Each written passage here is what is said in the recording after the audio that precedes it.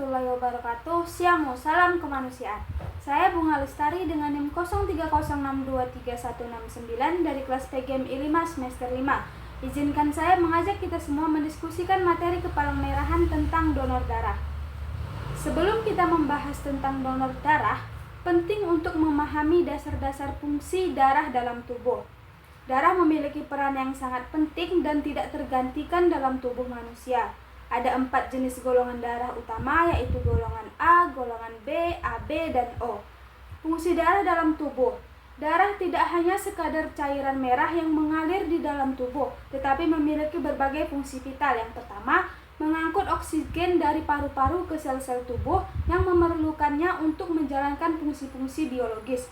Yang kedua, mengangkut karbon dioksida dan sisa metabolisme dari sel-sel tubuh kembali ke paru-paru untuk dikeluarkan dari tubuh. Yang ketiga, mengganti sel-sel yang rusak dan mendukung perbaikan jaringan, terutama setelah ada cedera atau kerusakan jaringan. Selain itu, darah juga berfungsi sebagai sistem pertahanan dengan membawa sel darah putih yang berperan melawan infeksi dan penyakit. Darah sendiri terdiri dari beberapa komponen penting, yaitu plasma darah, sel darah merah, sel darah putih, dan keping-keping darah atau trombosit. Selanjutnya, donor darah dan transfusi darah. Donor darah adalah tindakan menyumbangkan darah untuk tujuan transfusi darah, yang merupakan proses pemindahan darah dari seseorang yang sehat ke orang yang membutuhkan. Transfusi darah ini bisa sangat bermanfaat dalam berbagai situasi medis, seperti kecelakaan, operasi besar, atau kondisi medis yang memerlukan darah tambahan. Darah yang didonorkan bisa berupa darah yang lengkap, yang mengandung seluruh komponen darah, atau komponen darah tertentu seperti banyak sel darah merah, plasma, atau trombosit. Pembagian ini dilakukan sesuai kebutuhan pasien yang akan menerima transfusi. Nah, ada 2 jenis donor darah yang umum dilakukan. Yang pertama, donor darah sukarela atau DDS. Ini adalah proses di mana seseorang mendonorkan darahnya tanpa mengetahui untuk siapa darah tersebut akan diberikan. Biasanya dilakukan di unit transfusi darah atau saat ada acara donor darah. Yang kedua, donor darah pengganti atau DDP. Ini adalah proses di mana seseorang mendonorkan darahnya kepada pasien tertentu, misalnya kerabat atau teman, dan donor ini tahu kepada siapa darahnya akan diberikan. Nah, syarat menjadi pendonor darah setiap orang sehat dapat menjadi pendonor darah, tetapi ada beberapa syarat yang harus dipenuhi. Di antaranya, yang pertama, pendonor harus berusia antara 18 hingga 60 tahun. Yang kedua, kondisi kesehatan harus baik yang dinilai dari pemeriksaan dokter. Yang ketiga, berat badan minimal adalah 45 kg. Yang keempat, kadar hemoglobin harus minimal 12,5 gram atau DL agar donor tetap aman bagi pendonor dan penerima. Yang kelima, tekanan darah juga harus berada pada batas normal, yaitu sistolik 100-180 mmHg dan distolik 500-100 mmHg. Yang keenam, tidak memiliki penyakit berisiko tinggi seperti HIV atau penyakit lainnya yang bisa menular melalui darah. Yang ketujuh, bagi wanita, mereka yang sedang haid, hamil, atau menyusui tidak diperkenankan mendonorkan darahnya sampai kondisi kembali normal. Selanjutnya, manfaat donor darah. Banyak manfaat yang bisa didapatkan setelah mendonorkan darah. Berikut adalah beberapa di antaranya.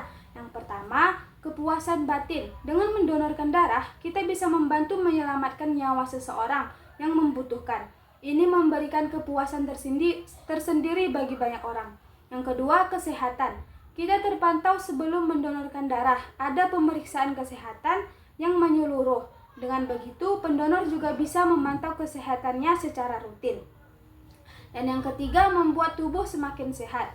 Dengan donor darah dapat merangsang produksi sel-sel darah baru yang bermanfaat untuk kesehatan secara keseluruhan. Yang keempat, bergabung dalam organisasi PMI. Donor darah sukarela biasanya terdaftar dalam PMI dan mendapat kesempatan untuk terlibat lebih aktif dalam kegiatan sosial. Yang kelima, meningkatkan kesetiakawanan dan kepedulian sosial. Semakin banyak yang mendonorkan darah secara sukarela, semakin tinggi tingkat kepedulian dan solidaritas dalam masyarakat.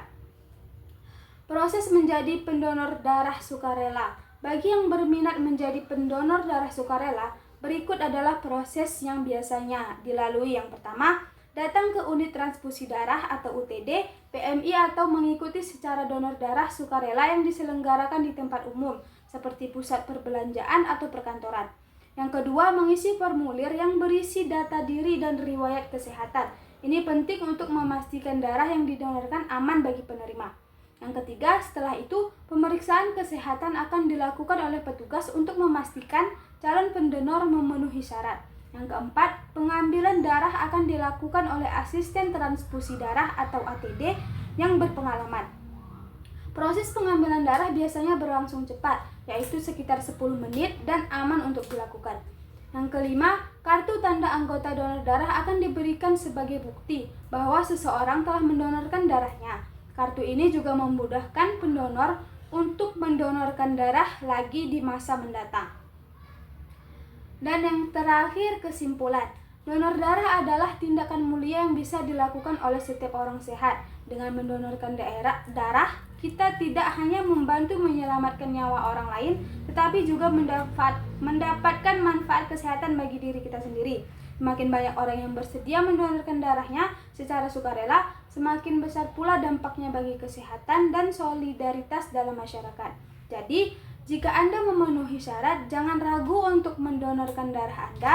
Selain mendapatkan kesehatan yang terpantau, Anda juga bisa mendapatkan pengalaman berharga dalam membantu sesama. Baiklah, itu saja yang dapat saya sampaikan. Saya akhiri dengan mengucapkan terima kasih. Wassalamualaikum warahmatullahi wabarakatuh.